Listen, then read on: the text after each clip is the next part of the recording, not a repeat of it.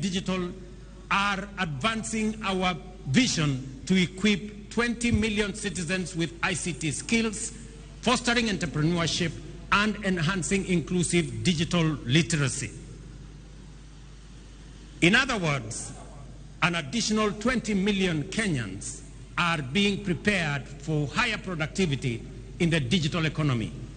We have also adopted the integration of creative industry courses into technical and vocational colleges as a reliable mechanism to build a skilled workforce.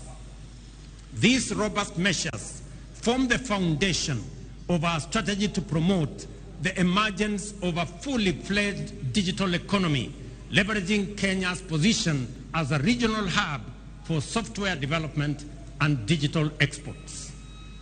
These initiatives are supported by key interventions such as the establishment of institutional and incentive frameworks to promote investments, foster collaboration, and encourage the transfer of digital technologies with a particular focus on artificial intelligence and blockchain.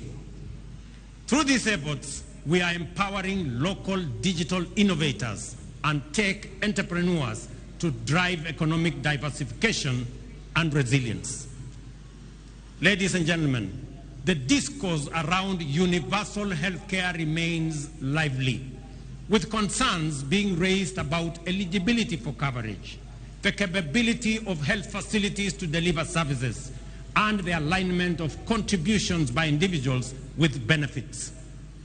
Under Taifa Care, our inclusive, universal, efficient, and transparent healthcare service model, we are implementing a transition on an unprecedented scale. We have successfully transitioned 5.6 million citizens from the National Health Insurance Fund and registered an additional 11 million Kenyans under the Social Health Insurance Fund.